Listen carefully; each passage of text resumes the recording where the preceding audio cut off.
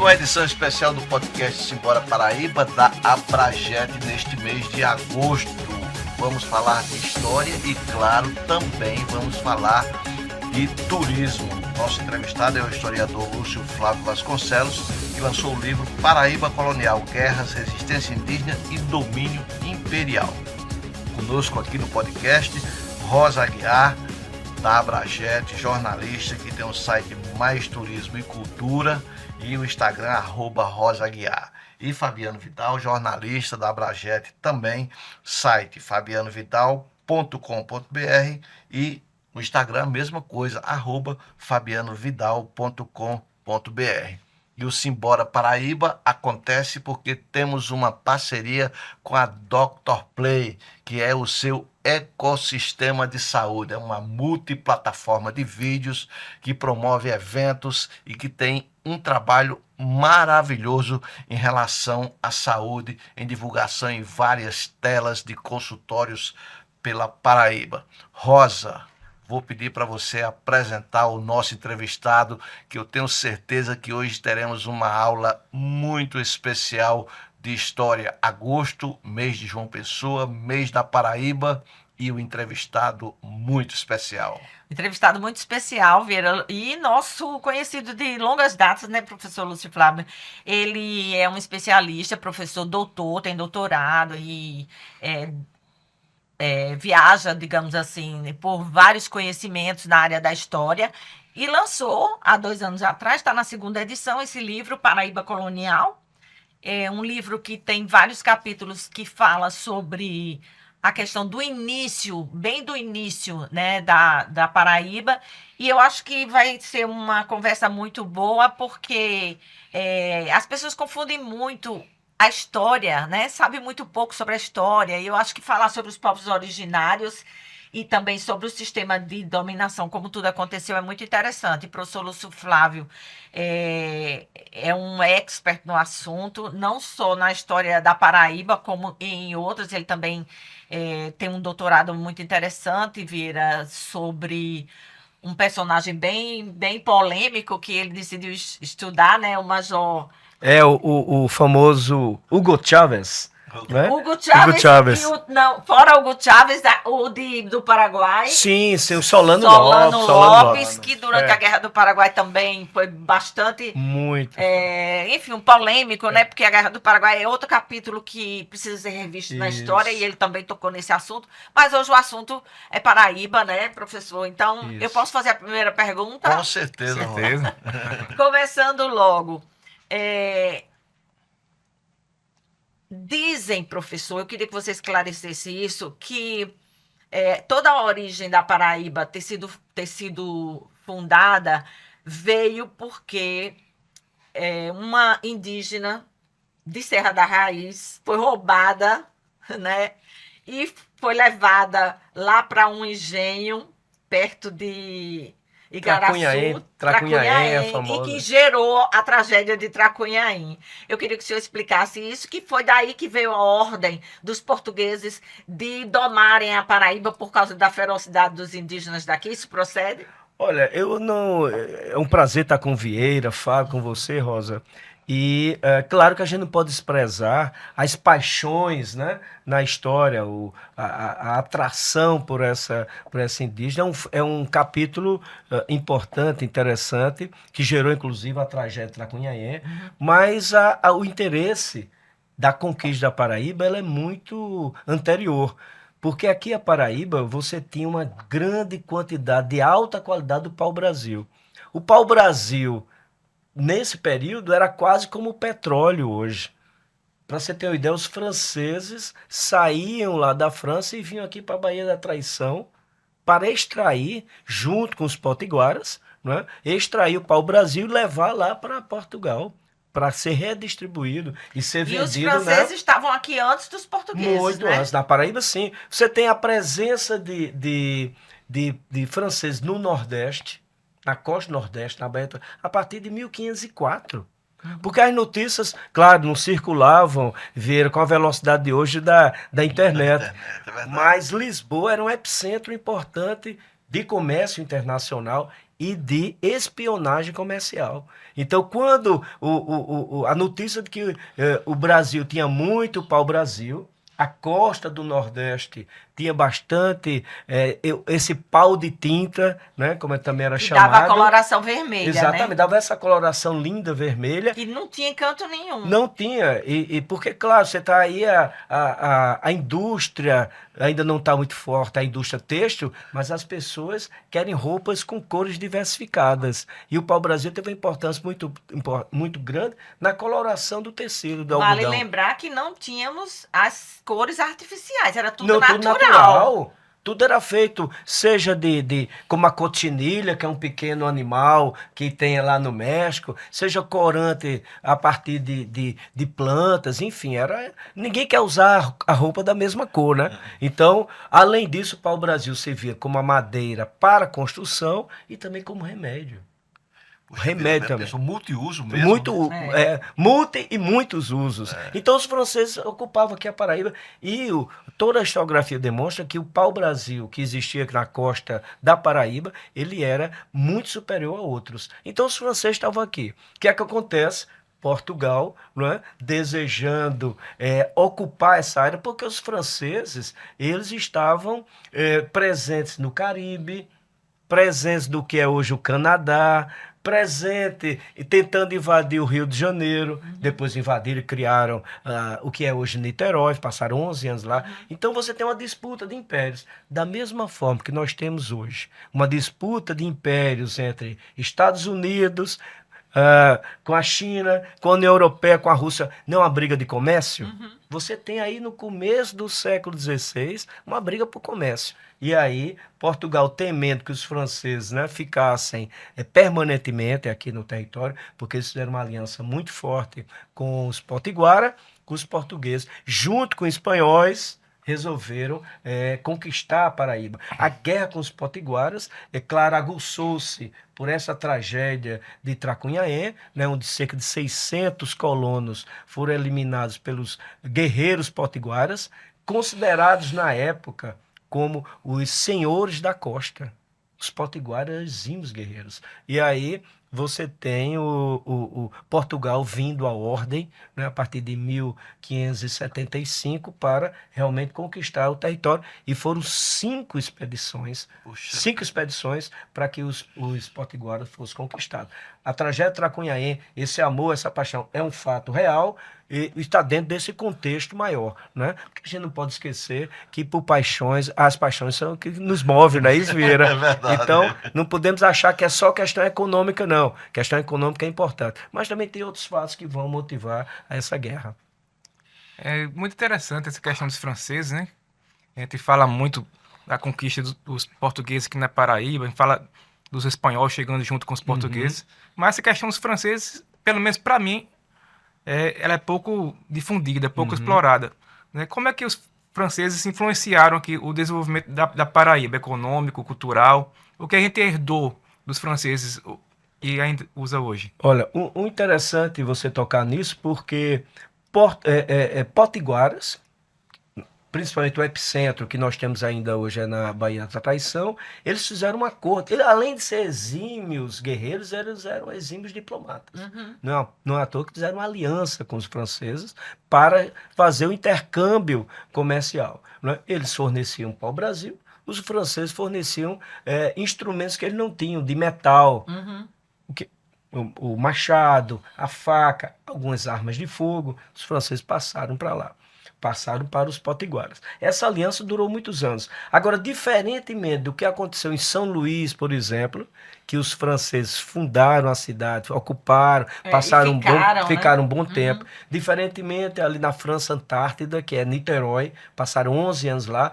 Aqui, os portugueses e espanhóis não permitiram a permanência dos franceses.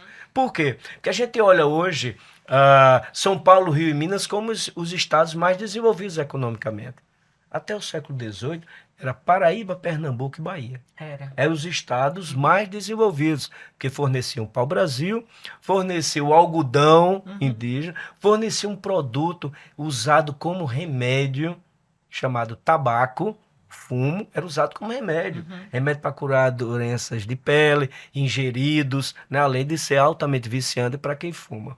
Então, e o açúcar? E o açúcar O depois. açúcar. E o açúcar, Vieira, até o final do século XVIII, era o petróleo de hoje. Não é à toa que você tem guerras do açúcar. Os holandeses vêm para cá, para o Nordeste, em 1630, e fica até 54, passa 24 anos no Nordeste, principalmente Pernambuco, Paraíba e Rio Grande do Norte, por causa do açúcar. Fazem guerra, enfrentam um período de batalha extenso por causa do açúcar. O açúcar é aquilo que dá a maior riqueza.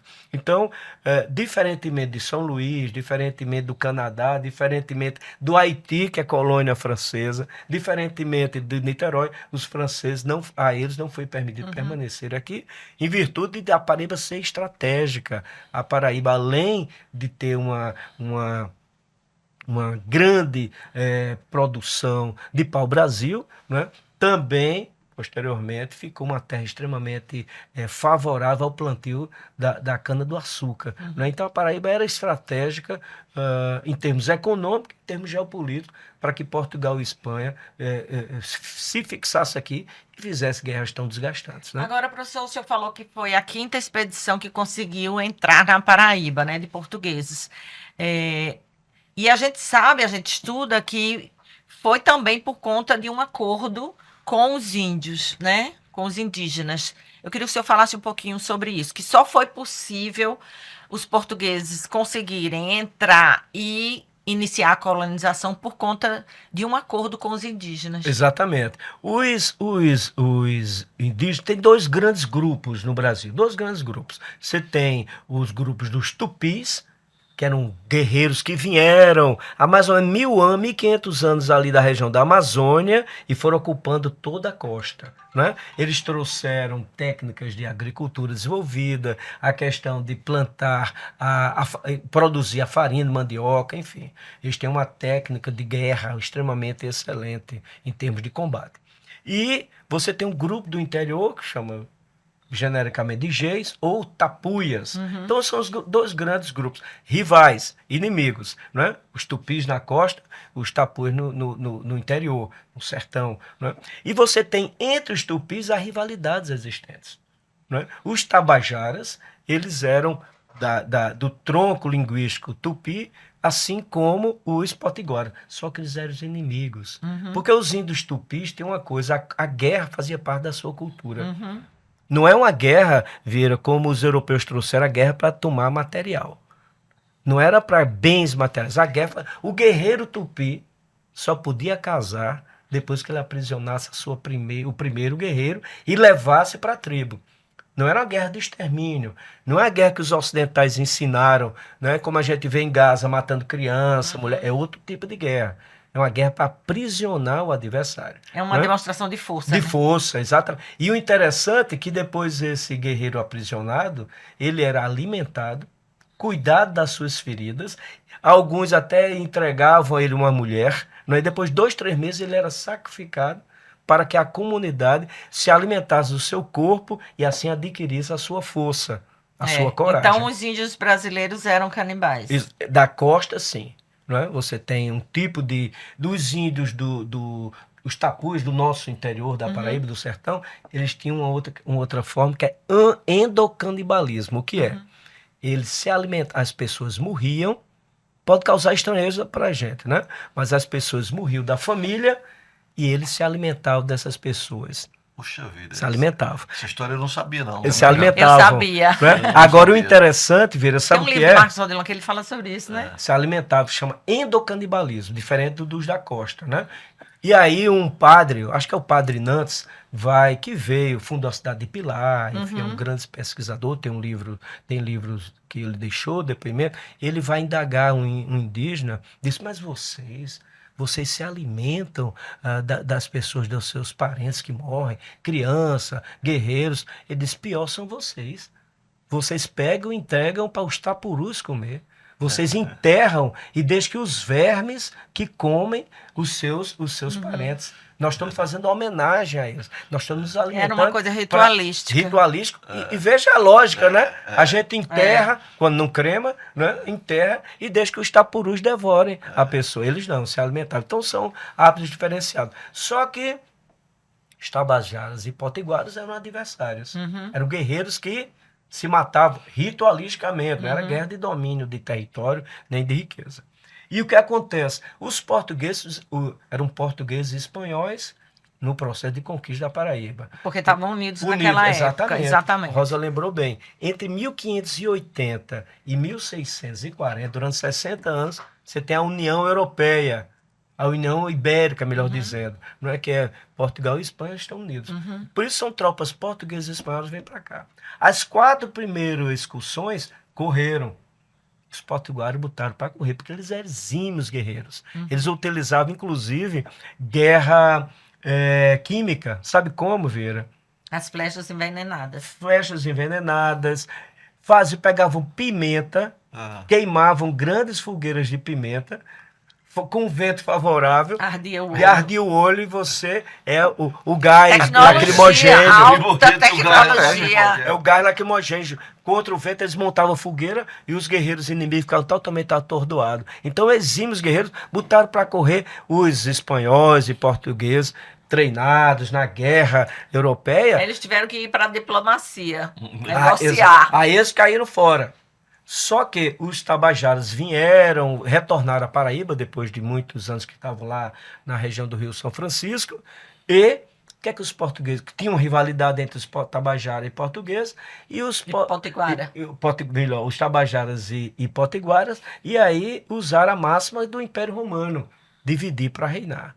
Os portugueses e espanhóis ofereceram a proteção aos tabajaras, e a partir disso os tabajaras começaram a lutar contra os seus inimigos históricos, que eram os potiguaras. E foi assim que a Paraíba foi conquistada, né? A partir do famoso 5 de agosto de 1585. Essa aliança que é feita em tabajaras portugueses e espanhóis é que possibilita a vitória. Se não fosse assim, a guerra ia durar muito mais anos, né? Porque as técnicas de combate dos potiguaras eram as mesmas das tabajaras. Por isso que os portugueses utilizaram enormemente essas técnicas. 1800 e quanto, professor? 1585. Não é, que é uma das primeiras cidades, né? Que são... Professor, quanto tempo levou entre a conquista da Paraíba pelos portugueses para o início da escravização do povo originário, do nativo? Olha, imediatamente. Imediatamente, porque o que acontece? A igreja respaldava, não é, a guerra justa. O que é a guerra justa? Se um povo é oferecido a possibilidade dele virar cristão, E ele não quer. e ele não aceita, ele não quer, ele vai ser escravizado. E mesmo que ele seja batizado depois, mas ele já está escravizado. Então, os portugueses e espanhóis que vieram para cá, eles não vieram para trabalhar. Eles não vieram para cavucar o chão e plantar milho, plantar mandioca. Eles vieram para enriquecer. Nós estamos começando no século XVI, o capitalismo. Não é mais pecado ser rico. Ao contrário, começa a ser valorizado. Então, o que é que gera riqueza? É o trabalho. Então, os indígenas, o argumento era, são pagãos, não querem aceitar a nossa religião, não querem aceitar o Deus cristão, não querem aceitar o domínio da coroa ibérica, então serão escravizados.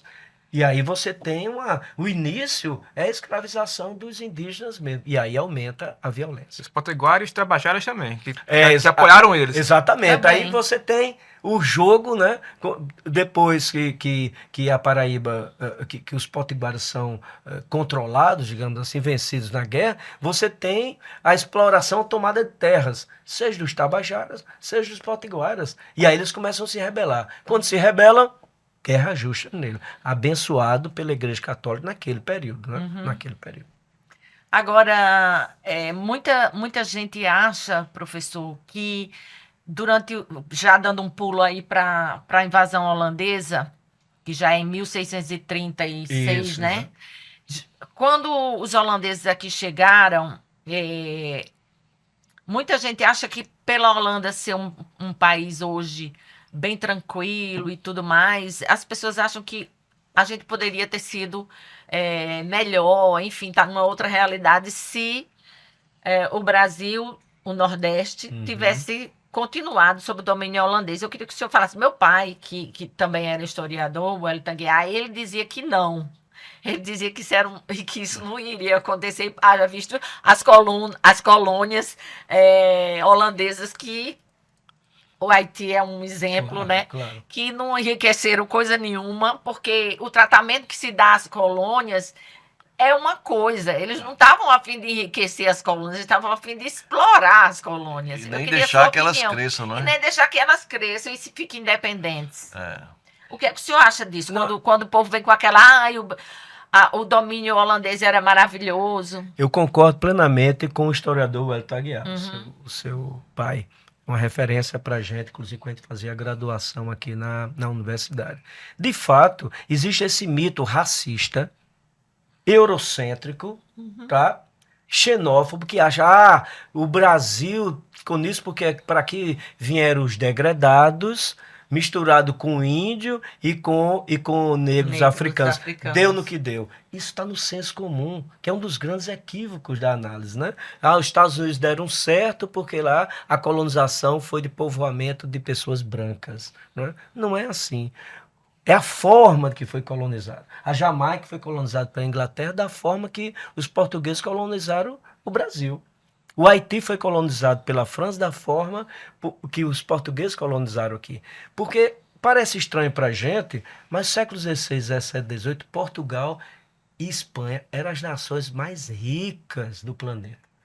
Foram os primeiros impérios globais. Não é? É o que os Estados Unidos e China hoje era Portugal e Espanha.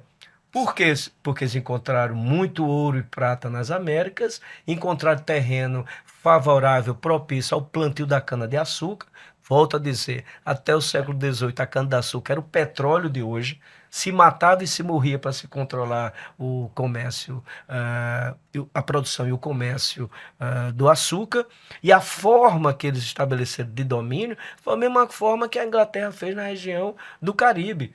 Ilhas como Bahamas, como Barbados, como Jamaica, colônia inglesa, com o mesmo modelo português.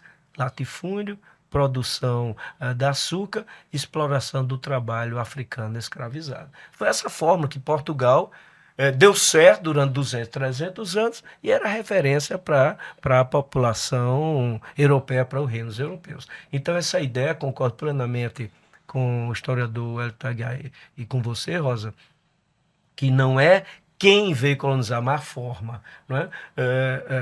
Se nós tivéssemos uma outra forma de colonização, possivelmente teríamos outro processo histórico. Mas não é culpa, né, da mistura racial, como muita gente acredita. Isso é um racismo estrutural que tem se consolidado a partir do século XVI, justamente. Os portugueses começaram a dizer: como é que você domina os indígenas? Como é que você domina os africanos? Dizendo que eles são inferiores. Índio é preguiçoso, por quê? Porque os índios não queriam trabalhar 12 horas por dia para os portugueses. Verdade. Índio é preguiçoso. O negro é forte, mas não é inteligente. Não é? Então começaram a criar essa ideia que, para mim, o que mais interessa na história, Vieira, não é o que foi, é o que permanece. Essa ideia, essa concepção de que índio é preguiçoso, não quer trabalhar, não quer explorar a riqueza, se a gente for no norte do Brasil, na área de garimpo, é essa mesma mentalidade. O índio quer passar o dia ali, pega uma paca, pega um tatu, não quer explorar o ouro.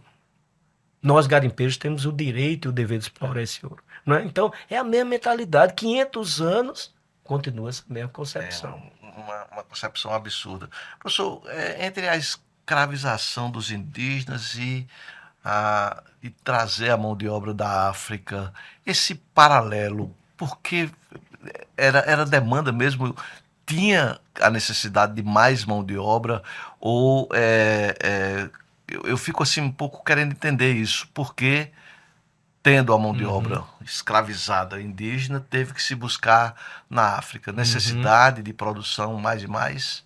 Exatamente. Você tem algumas razões aí para explicar isso. Primeiro, A população indígena aqui ela era muito frágil em termos de doenças. Os europeus trouxeram a gripe, a varíola, a catapora. A catapora é uma doença que vem da Europa que tem um nome aqui no Nordeste que é indígena, catapora, o fogo que salta. Uhum. Puxa. Quem trouxe foram os europeus. Isso matava. A gripe até hoje mata, né? Uhum.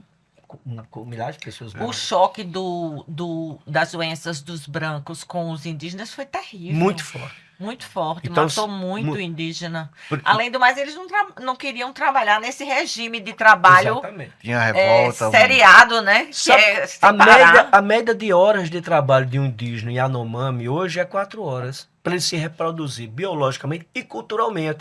Ele sai, as mulheres trabalham bem mais. Os homens, 3, 4 horas. Em toda Toda a sociedade. Da sociedade.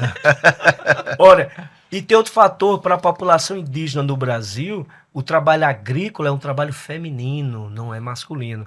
Cabia ao homem, o indígena, desmatar e queimar através de uma técnica chamada coivara, que é usada até hoje. Agora, o plantio, a colheita, o combate às pragas, matando inclusive a formiga, isso é um trabalho feminino.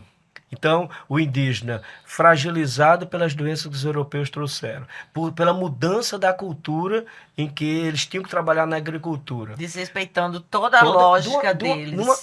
numa rapidez muito grande. Né? Numa geração para eles mudarem completamente, passar a se vestir diariamente. Né? O hábito de tomar banho todo dia é um hábito indígena, não é hábito europeu. É. Os europeus, ao contrário, Fábio. Eles diziam que esses buraquinhos que a gente chama de poros, entravam os miasmas, as doenças. Então, tomar banho era prejudicial à saúde. E os indígenas não. Aí, obrigavam ele a vestir roupa e tomar banho. Tomar banho de roupa, adoeciam com mais facilidade. E, além disso, eles se revoltavam e conheciam as áreas para onde fugir. O africano, né, eles tinham, primeiro, um contato virótico milenar. Então, as mesmas doenças que tinham na Europa, tinha na África. Segundo, eles estavam num grau de desenvolvimento socioeconômico mais elevado. Os africanos sabiam cultivar, cuidar de vaca, cuidar de carneiro, de bezerro, de cabra, que não existia na América, esses Não animais existia, todos trazidos. Você tem um choque ecológico também muito grande, que a gente pode falar a respeito disso. E você tirar os africanos da África e trazer para cá, jogar no outro continente, depois de uma viagem de 3 meses, 2, 3 dentro meses, do navio. deu um navio, quando eles chegavam, sabe qual é a primeira ação que eles faziam quando chegavam aqui? Levavam uma surra. Puxa. Imediatamente. Seja em Recife, Salvador ou Rio de Janeiro, que são as 3 áreas, os 3 polos. Levavam uma surra sem razão, só para dizer quem domina. E não conheciam a região. Consequentemente, era uma mão de obra qualificada, porque a ideia de que o trabalho escravo não é produtivo é uma mentira. Porque, veja bem, o Brasil acabou com a escravidão em 1888. Será que os donos de engenhos eram burros e queriam um trabalho que não era produtivo? Muito produtivo. Os Estados Unidos acabou com a escravidão em 1862. Precisou uma guerra lá, a Guerra de Secessão. Era muito produtivo. Né? Então, um trabalho muito produtivo e que caminhou para e passo com a escravização indígena. Claro que depois foi superando, porque inclusive Portugal é aquele que primeiro estabelece um grande comércio internacional de mão de obra. E o escravo é a única mercadoria que gera mercadoria. É o único produto Que se multiplica. que se multiplica e gera riqueza. Gera o açúcar, gera o cacau, gera o algodão e todos os produtos que a Europa lucrou muito e desenvolveu muito com ela. Agora, professor, a Paraíba, no início, ela tinha o pau-brasil, que foi uma riqueza dos primórdios absolutamente fantástica. Ela teve o algodão, ela teve o açúcar, tudo isso fundamental para o início do Brasil e que fez a Paraíba se destacar no Brasil naquela época do início da colonização. Em que momento a gente foi caindo e hoje a gente não é tão destaque na economia brasileira? Olha, você tem aí Bahia, Pernambuco e Paraíba, durante os 2 primeiros séculos, até virada até 1800, não é? Como os principais fornecedores de riqueza para Portugal. Durante 200 anos, por essa razão, seja o algodão, seja a cana-de-açúcar, seja o tabaco, mas o que acontece, principalmente depois que os holandeses vieram para cá, no século XVII, eles vieram, passaram 24 anos aqui, depois foram expulsos, e a produção do açúcar no Caribe aumentou muito. Cuba, que era uma possessão portuguesa, passou a produzir açúcar em larga escala. Você tem a Jamaica, você tem o Haiti, Trinidad e Tobago, Bahamas, Barbados, Flórida. Toda essa região do Caribe começou a produzir em excesso açúcar. Consequentemente, mais açúcar no mercado, o preço cai. Né? Então você tem um deslocamento da produção da riqueza do açúcar do Nordeste para uma super oferta de produto, ele caiu. E aí aparece muito açúcar, todo mundo produz açúcar. Peru produz açúcar, Venezuela passa a produzir açúcar em larga escala. Por quê? Porque é a principal riqueza. Consequentemente, todo mundo... E quando há uma superprodução, o preço cai. E aí aparece outra condição. Você tem a exploração dos metais na região de Minas Gerais. Isso inclusive, muitos dos escravos que existiam aqui na Paraíba foram vendidos para Minas Gerais, né, para trabalhar nas minas. Né? E aí você tem um deslocamento. A partir das Minas Gerais, você tem um deslocamento da riqueza que sai do Nordeste, é lento, não é imediato, e vai para o Minas Gerais. E aí surge um outro produto que vai ser grande destaque no século XIX, que é o café. A produção cafeeira do Rio de Janeiro, a produção cafeeira de São Paulo, e até Minas, que produz. Né?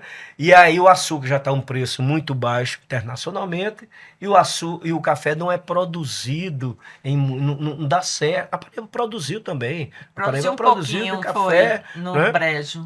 Mas aí você tem uma produção em larga escala, que concentra-se no eixo ali do Sudeste, Rio de Janeiro principalmente, São Paulo, um pouquinho em Minas, e aí o café ele começa em 1831, você tem o café na balança comercial superando o açúcar. E aí a riqueza começa a ir para o eixo Rio-São Paulo. Quando vem a República, o que é que acontece? Aí na virada do século XIX, a oligarquia de São Paulo domina a política nacional e começa a fazer uma coisa: comprar café e jogar no mar ou queimar. Comprava com dinheiro nacional para aumentar o preço. Getúlio manteve essa política, apesar da Revolução de 30.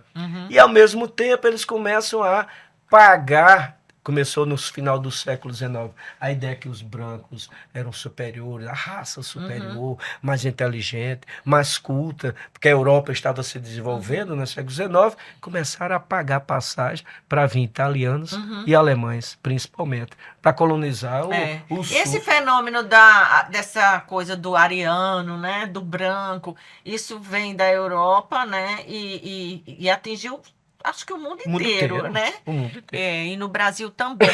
O Rio de Janeiro, nessa época também, teve aquela coisa de fazer as obras bem clássicas, né? O estilo neoclássico. O estilo.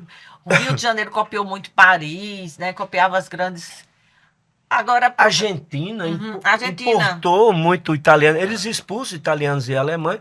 O que seria mais lógico? Você tem uma mão de obra africana, descendente de África negra, que conhecia o trabalho na agricultura, era aproveitar, mas não. Aí você tem um preconceito racial que vai ganhar muita força. E vai aumentar o preconceito aí, começa o preconceito contra o nordestino, né? Exatamente.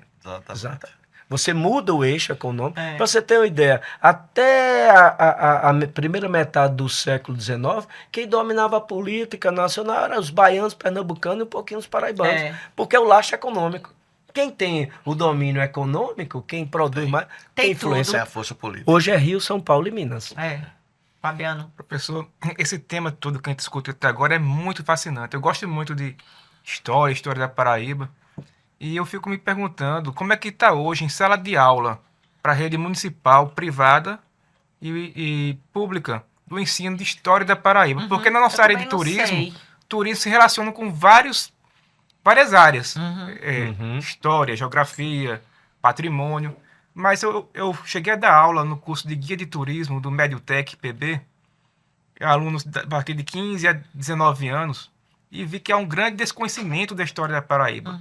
E isso é muito prejudicial para o turismo, porque quando você não conhece a história da sua cidade, do seu estado, você não pode- ama não aquele ama. patrimônio. Exatamente. A E se estima você não ama, não pode ter uma boa estima Exato. se você não conhece. e você não se importa É quando verdade. tem uma depredação de um patrimônio, né? Exatamente. Então, como é que está hoje esse ensino de história da Paraíba em Olha, sala de aula? você tocou um ponto fundamental. Inclusive, não só para a autoestima, Fabiano, como também para atrair pessoas. Não é? O que é que faz com que as pessoas gostem de uma cidade ser visitada? É a população também valorizar e saber, né? Isso é importante aqui, contar um pouco do processo histórico. Na verdade, no ensino fundamental, médio, no meu tempo era primário, viu, Vieira? Primário e científico. verdade, Era meu assim. também, Eu também. meu também. Era. Agora é fundamental e médio. E médio, Há uma isso. carência. Aprende muito mais sobre o Egito, que é importante. Aprende muito mais sobre a Grécia, importante. Aprende muito mais sobre Roma, importante, do que sobre a história Paraíba. Nós temos um preconceito com a nossa história. É como se fosse importante estudar as grandes civilizações. É fundamental, Vieira, é saber que a Mesopotâmia foi o berço da civilização ali, entre o rio Tigres e Eufrates, o que hoje é o Iraque. Importantíssimo. Agora, não pode ser uma carga horária maior, não Do é? que a nossa. Do que a história da Paraíba. Isso. Porque a primeira valorização que a gente tem enquanto cidadão é valorizar a nossa história. Porque se a gente não lembra da nossa história e saber que tudo que nós estamos hoje é o resultado de um processo histórico. Nós não falamos tupi-guarani, falamos português. Português. Um pouquinho diferente de Portugal, É. mas falamos português, não é? É Porque verdade. a maioria da população é cristã. E não é tupi-guarani, porque é a religião que os portugueses trouxeram. E assim a gente pode dar 200 exemplos, não é? Porque nós somos resultado desse processo. De um processo histórico violento, e muito explorador, e que, infelizmente, a gente não estuda numa devida dimensão. Para quê? Primeiro, a gente se compreende enquanto cidadão e cidadã, né? Quando a gente valoriza a nossa história, né? Você pergunta qualquer garoto norte-americano, eles têm um profundo respeito com a história deles, uma valorização, que descamba até para um patriotismo, às vezes, exagerado, mas valoriza. Os chineses, eles têm 5.000 anos de história. E eles têm um respeito, uma paixão, um amor e uma dedicação de valorizar aquele passado, porque quando você valoriza o passado, você projeta o seu presente, o seu futuro. Quando você não tem memória do seu passado, então concordo com você. E acho que deveria. Tem avançado alguns estudantes, alguns que foram mais recentes e estão na rede municipal, eles estão tentando fazer, né, um trabalho com mais ênfase de visitação ao centro histórico, de valorização de uma cultura popular, não ter uma visão só elitista, perceber que quem construiu. A gente olha para a Igreja de São Francisco, patrimônio mundial fantástico, né? Um exemplo da arquitetura barroca, ou a da guia, né? Mas não pode esquecer que foram as mãos de escravizados indígenas que construíram aquilo. E construir com criatividade, com inteligência, não é? Porque muitos mestres de obra surgiam dos indígenas, dos africanos, que se especializaram. Não tem o nome deles ali, né? Mas tem o sangue, o suor, lágrima, inteligência e força na construção de tudo que a gente tem de colonial. Não foram os portugueses que carregaram as pedras. Interessante, os guias turísticos deveriam abordar mais isso aí. Até com esse sentimento de pertença, Exatamente. de valorização do... Eu acho que, do nosso eu povo, acho que né, a história está originário. começando a rever muita coisa, né, professor? Inclusive, esse livro contribui muito para isso. Obrigado. Na questão indígena, na questão dos povos originários, eu acho que a questão do povo africano, dos descendentes do povo africano que aqui, dos brasileiros que descendem dos povos africanos, eu acho que já está começando alguma um pouco, né, de justiça e de reconhecimento. Acho que está mais atrasado a questão dos povos originários, ainda está mais atrasada, porque a questão dos povos indígenas, ela ainda é um pouco ridicularizada, ainda se leva muito na palhaçada. Então, assim, né? Eu acho que ainda precisa uma coisa mais séria sobre isso. Você vê nas comemorações do aniversário da cidade, nas comemorações de tudo referente à nossa história, você não vê um representante dos povos indígenas, você não vê um representante dos potiguaras, você não vê um representante dos tabajara, eles não participam de nada. Você vê o dia deles lá, que eu já fui várias vezes, que é uma cerimônia bastante interessante, claro, totalmente diferente, porque são pessoas que têm a cultura própria, a gente tem que dar uma dimensão diferente da nossa. Não podemos ir com a nossa cultura achando que querendo que eles façam igual o que a gente faz. É bem diferente o toré lá, né? É lindo o toré. É lindo, mas é uma coisa muito diferente, mas é muito, muito impressionante. Você não vê ninguém, né? Raríssimos conhecidos. Então, assim, é uma distância, ainda existe uma distância tão grande. Eles são os povos originários da nossa terra. Ou São os seja, donos, eles são os donos. os donos da né? nossa terra, os verdadeiros. Verdadeiros os donos. primeiros, né? Hoje a gente tem um pouquinho, né? A gente já pode dizer que é. Mas eles são os primeiros, então assim. E a gente não conhece nada, né? Não conhece nada. Eu acho isso muito distante ainda. Eu acho que a identidade poderia estar mais perto. Mas isso tem uma lógica, né? Você tem uma. Claro, foi tanto tempo para que isso acontecesse. Foi de É, propósito, né? E exatamente, tem uma lógica. Veja bem, os portugueses e espanhóis que vieram para cá, que construíram os primeiros engenhos, todos brancos, não é, todos europeus, eles tinham que estabelecer uma inferioridade, uma distância muito grande com esses povos. Os índios e os povos originários, os indígenas, e os africanos escravizados, eles tinham que ser transformados quase como animais. Foi preciso que tivesse uma bula papal em 1532, 30 anos depois da conquista do Brasil, quase 60 anos depois da conquista da Espanha, a partir de 1492, para dizer, olha, os indígenas têm alma. Porque os portugueses, ou os franceses, os espanhóis, os ingleses, eles consideravam que eram como animais. Chamavam como os romanos chamam instrumentum vocale, um instrumento que fala. Porque você só exerce uma super exploração e dominação quando você transforma, você coisifica uma pessoa. Então, tem vários relatos de padres, e eu falo padres da sua época, não tem nada a ver com fé, não estou falando de fé, estou falando de padres, homens da sua época, né? Que diz, olha, esses indígenas seguem o demônio. Eles tinham cantando em volta do fogo. Grande, exato. Né? Por quê? Porque isso facilita e facilita a dominação. No caso da Paraíba, é a Jurema Sagrada, que agora foi reconhecida como patrimônio material, né? Exatamente. Ela foi perseguida há muito tempo. Muito perseguida. Imagina a resistência para você exercer sua religiosidade. E olha, não vamos tão distante, não. Não existe aquela praça de Iemanjá no final da praia do Cabral? É o que aconteceu. Quantas vezes? Decapitaram a cabeça. Quantas vezes? A cabeça da imagem várias vezes. Consertaram e... Quantas vezes? Isso é um resultado de 300 anos de dominação. Então, passaram 300 anos ensinando às crianças a cultura da elite, dizendo o negro é inferior, o indígena é inferior, por isso que eles nos servem. Agora, professor, uma dúvida. Uma dúvida não. Uma questão que aconteceu comigo e eu fiquei pensando. Tem um indígena no Instagram, hoje em dia todo mundo, né? No TikTok, no Instagram, todo mundo está se expondo. E tem um indígena, ele é da tribo, do povo Inanauê, acho que é do Marajó, enfim. Ele fala do dia a dia dele e tudo, e eu acompanho, acho bem interessante, e um dia ele mostrou ouvindo funk. E eu coloquei, não acredito que você está ouvindo essa música, tarará. Aí uma pessoa, que não era ele, botou assim, por quê? O indígena não pode ouvir uma música que não seja a da cultura dele? Aí eu fiquei pensando, eu disse, Eu tô. Quem tá sendo Preconceituosa, sou eu. talvez. Porque quando eu fui uma vez à Baía da Traição com uma amiga, ela disse: esses índios não são indígenas mais, não.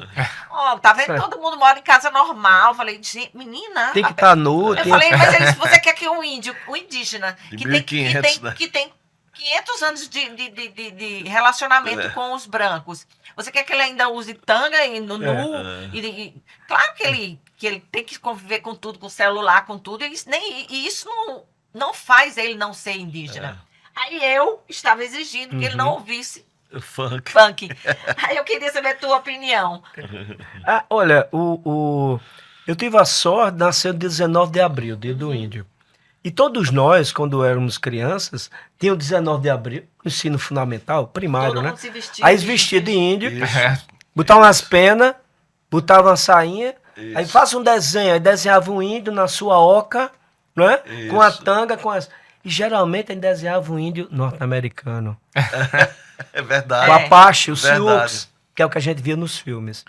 Isso. Então, veja bem, e quando o que a gente aprende quando criança, ninguém nasce preconceituoso. Mas quando criança a gente aprende. E aí isso marca a personalidade, os psicólogos sabem muito mais do que eu, isso marca a nossa personalidade. A gente aprende com os pais, né? Olha, aquela pessoa é uma pessoa suspeita, cuidado, geralmente é um negro. Se for um louro, os olhos azuis, ninguém diz que é suspeito, né?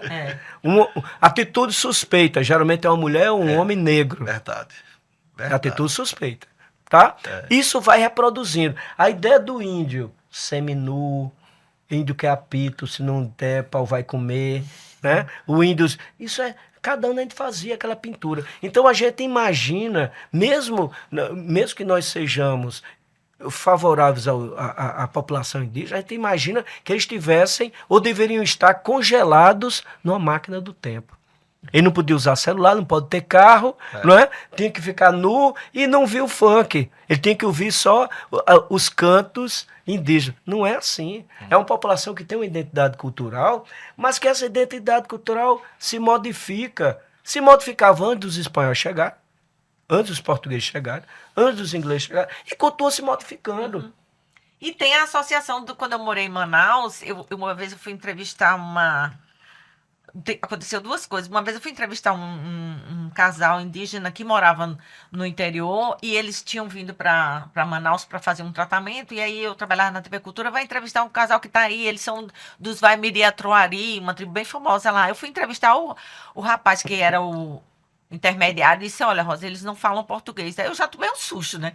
Falei: não falam português? Eu, na minha santa ignorância, não, você fala e eu traduzo. Eu falei: tá. Eu perguntei quantos anos eles têm. Aí o cara falou pra ele, né? Aí falou pra mim, falou assim: eles não contam a idade. Eu falei: não contam a idade? Ah, tá. Ou seja, tudo que eu perguntava, eu não obtinha nenhuma resposta lógica. Foi um choque aí cultural. Foi um choque. Eu me levantei, aí liguei pra minha editora, que era até uma carioca que morava em Manaus também, falei: Elisa, é o seguinte, eu não tenho repertório cultural para entrevistá-los. Vou perguntar o quê? Eu não tenho condições, porque eles são pessoas completamente diferentes, porque eu estava entrevistando eles como se eles fossem iguais a mim, né? As perguntas é o padrão que você faria da sua cultura. Aí, outra coisa também que me chocou foi que eu descobri que lá em Manaus, eu também trabalhava na universidade, lá tem uma associação dos indígenas doutores. Eles são indígenas que têm doutorado. E um deles, uma vez eu fui fazer uma entrevista, ele disse assim: Rosa, você imagina que no Brasil tem quantas línguas? Exatamente. Aí eu disse... Uma português. Português, mas algumas, né, dos indígenas. Ele disse: só dos indígenas são mais de 280 Exatamente. catalogadas. Exatamente. Poxa, Imagina. é fantástico. Ou E seja, dinâmica. E a cultura oral, ela é muito mais... Porque o texto ele é conservador. Você escreve... fica. Se você escreve casa com Z, vai dizer: olha, está escrevendo errado, casa é com S. Então ela é conservadora. A linguagem oral, não. Ela é muito dinâmica. Por isso que a linguagem indígena ela é muito rica. Além dessa quantidade, quase 300 línguas e dialetos que existem no Brasil, você tem povos ainda na Amazônia, que não tiveram contato Nenhum. nenhum. Nenhum. E se tiver, morre de gripe. É. Ainda. Então, esse processo de dominação, esse processo de aculturação que a gente fala no livro, que a gente está falando aqui desde 1500, ele não terminou ainda. Não terminou. Por isso tem tantos conflitos com garimpeiros e indígenas, que é o mesmo processo que acontecia em 1500, a partir de 1500. E como ainda nós desconhecemos os nossos povos originários. É. Ainda. Pois é. Professor, fala um pouquinho aqui do livro, né? Especificamente. Onde né? está Já con- vendendo. Já contamos tantas histórias que têm profunda relação com isso. Mas fica uma curiosidade. Paraíba colonial, guerras, resistência indígena e domínio imperial. Já vou dizer que achei o título fantástico. O título está fantástico. Esse casamento aqui do título com o subtítulo é perfeito. O que é que motivou o senhor a escrever esse livro? Olha, motivou a minha ignorância. Motivou a minha necessidade enquanto paraibano. Eu escrevi que eu estava em Portugal. Comecei a escrever que eu estava em Portugal. Fui fazer um pós-doutoramento em Portugal no período da pandemia.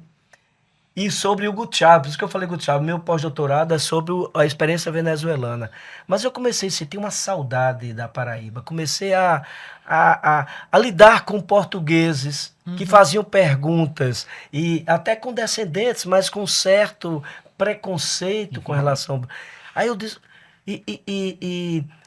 Eu digo, eu vou dar uma trabalhada, vou começar a ler, começar a estudar a história paraibana com uma ênfase que era muito mais a questão indígena. 50% do livro é sobre a questão indígena. No sentido que a gente tem a pedra de Taquatiara, aqui em Gá, que é uma das obras mais Fantástico. fantásticas. Surreal mesmo. A arte, a cultura, que a gente nunca vai saber o que era aquilo. O povo vivendo, não, foi um mapa dos fenícios. Veja a lógica, né? Não pode ter sido dizer. Os fenícios vieram, fizeram um mapa astral. Tem várias teses doidas assim, não é? Porque passa parte do pressuposto, como é que os indígenas, que vivem atrás de ter apito, comer milho e pintar assim, no dia 19, vai construir uma obra fenomenal dessa. Então começou com essa curiosidade, esse desejo, misto de saudade, né? Enquanto eu estudava, aprofundava Hugo Chávez, eu ia coletando material. Aí quando eu cheguei aqui, eu digo, agora eu vou escrever. Foi muito mais para suprir uma ignorância minha, né? De que realmente fazer uma pesquisa, né? Quando terminou, eu compreendi um pouquinho. Agora eu tô mais apaixonado pela história do Paraíba e buscando os problemas que nós temos hoje. Fabiano, qualquer problema que você possa imaginar para o Brasil hoje tem origem no período colonial. Estrutura fundiária, concentração de renda, racismo estrutural, completamente estrutural. E tudo isso surgiu aí. A elite branca para poder manter o seu domínio. E manter nesse período e agora. Quantos ministros você tem negros ou indígenas? Entrou agora na Academia Brasileira de Letras, né? Você tem um primeiro indígena que entrou. Né? Então, quantos ministros... Foi Krenak? Exatamente, foi o primeiro indígena. Qual é a valorização da cultura da indígena que vai além do 19 de abril, índio que é apito? E não é só uma curiosidade, é porque eles estão presentes. Você tem uma resistência no Maranhão, todo mês matam a liderança indígena no Maranhão. Está lutando pela terra, lutando pela sua sobrevivência, pela sua cultura, pelo direito de existir. Quando tudo isso aqui era deles. Não é que eles vivessem no paraíso, não. Não era o paraíso. Essa ideia que quem vai, os indígenas eram tudo no paraíso. Não, tem os seus problemas. Tem as suas guerras, mas era outro tipo de problema. Então foi o desejo para suprir uma ignorância e uma valorização, nasceu de uma saudade, não é? De um desejo de me conhecer melhor e conhecer. O meu estado surgiu esse livro. E Onde encontrar? Olha, o tem livro? 2 lugares aqui, o Sebo Cultural, que tem uma parceria com o Sebo Cultural, não é, lá no centro da cidade, e na Livraria do Luiz, seja no Meg Shopping, seja lá no centro. No centro, Professor, a Galeria Augusto dos Eu Anjos. tenho uma pergunta. A Paraíba, João Pessoa vai ganhar um novo atrativo turístico, que é o Museu da Paraíba. A proposta é contar a história do nosso estado para quem mora e para os visitantes. O que vai ser no Palácio da Redenção, né?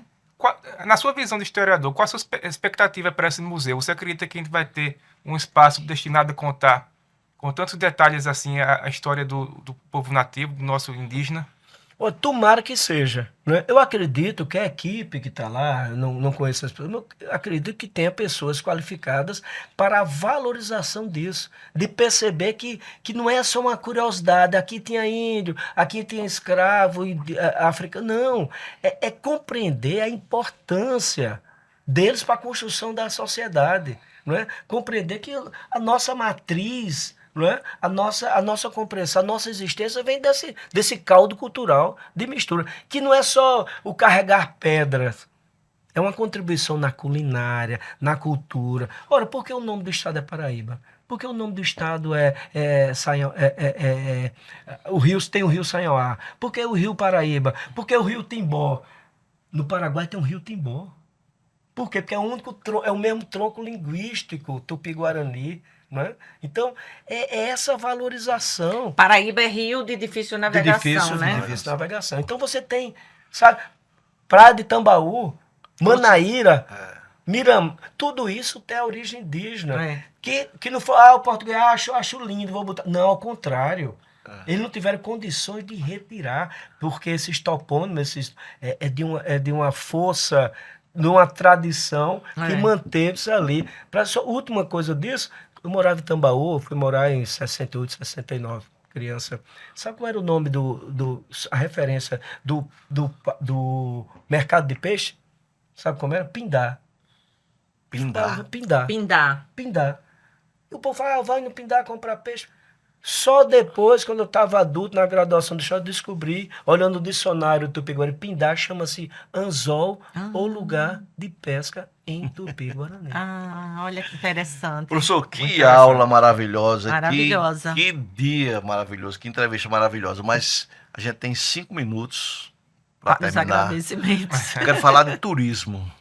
Certo? Fundamental. Porque Simbora Paraíba, Fundamental. Abrajete. Fundamental. Hoje, como é que o senhor vê João Pessoa e a Paraíba turística? Olha, eu tenho notado, e esse último verão que nós tivemos foi uma explosão, né, de pessoas aqui. Quem vem a João Pessoa, eu conheço pessoas de Brasília, de Portugal, Rio de Janeiro, que se apaixonam. É impossível vir para João Pessoa não se apaixonar. Né? Pelas praias, pela cultura musical. Nós temos aqui excelentes intérpretes e excelentes compositores. Não tem um final de semana que eu não vejo um show, como eu vi agora de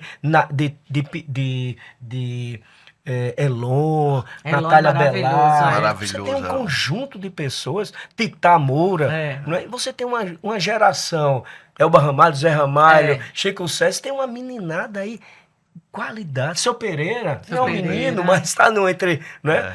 E esse é um aspecto.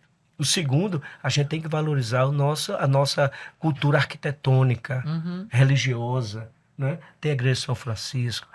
O Palácio da Redenção, sabe o que era ali? Era um mosteiro dos jesuítas. O que é a Faculdade de Direito e o Palácio da Redenção eram os jesuítas que construíram ali. Você tem igrejas belíssimas. Né? A Lei dos Espigões, que é maravilhosa. Exato, a Lei dos Espigões, que bloqueou isso. Então, agora é preciso que a gente ofereça ao turista praia e cultura. Exatamente. Turismo religioso, que é importante, com a presença, inclusive com a apresentação dos guias turísticos, da importância que foi o povo que construiu aquilo. Não é? E você tem volto a dizer, um turismo cultural que pode e deve ser explorado por esses valores. Nós temos uma orquestra sinfônica aqui, que já é excelente, já foi uma referência nacional. Né? Então, você tem vários aspectos. A lei de valorização de José Lindo Rego, como grande escritor. Nós temos um poeta aqui, que é o Augusto dos Anjos, que é uma referência internacional. Temos muita coisa mesmo. Muita coisa. Como somos ricos. Agora, preciso que tenhamos, né? Autoestima. Turista não vem sabendo, não. Você tem que apresentar. Né? Você tem que mostrar a praia, tem que comer o caranguejo ali, quem gosta, tomar a sua cerveja, tomar a sua cachaça paraibana, que é uma das melhores do mundo. Verdade. A cachaça paraibana e a areia, a região do Brejo, e ao mesmo tempo você tem que apresentar a parte cultural. Porque, né, só para encerrar, a Ariane Suassuna dizia uma coisa muito interessante: cachorro não gosta de osso, não. Cachorro gosta de carne. Agora, se só jogar um osso para ele, ele vai roer porque ele tá com fome, tá? Então é preciso que tenha coisa boa para as pessoas aproveitarem e vão gostar e vão aprender. É isso aí. Rosa, você para despedida. Não, queria agradecer ao professor que toda vez dá essas aulas maravilhosas. Maravilhosas. Isso não foi uma aula, né? Foi um encantamento. Queria agradecer, professor Lúcio Flávio, e agradecer a vocês, né, gente, por estar aqui junto, todo mundo junto, né, Vieira? Com certeza. Fabiano. Também reforçar aí o agradecimento ao professor Lúcio de estar aqui hoje, né? Mostrando tanto conhecimento sobre a questão indígena da Paraíba, que quem esteja nos assistindo tenha a curiosidade de comprar o livro e pesquisar e conhecer essa parte da nossa história, porque o indígena foi fundamental para o desenvolvimento da Paraíba e da capital como a conhecemos hoje. Exatamente. Professor, obrigado pela Eu sua que participação. agradeço. Foi maravilhosa a sua entrevista. E um agradecimento todo especial a Dr. Play, né? Esse ecossistema de saúde fantástico, uma das riquezas da mídia paraibana, que está chegando aí fazendo um trabalho fantástico em relação à saúde. E a Abragete agradece imensamente essa parceria. Simbora Paraíba, que vem muito mais por aí. Até a próxima.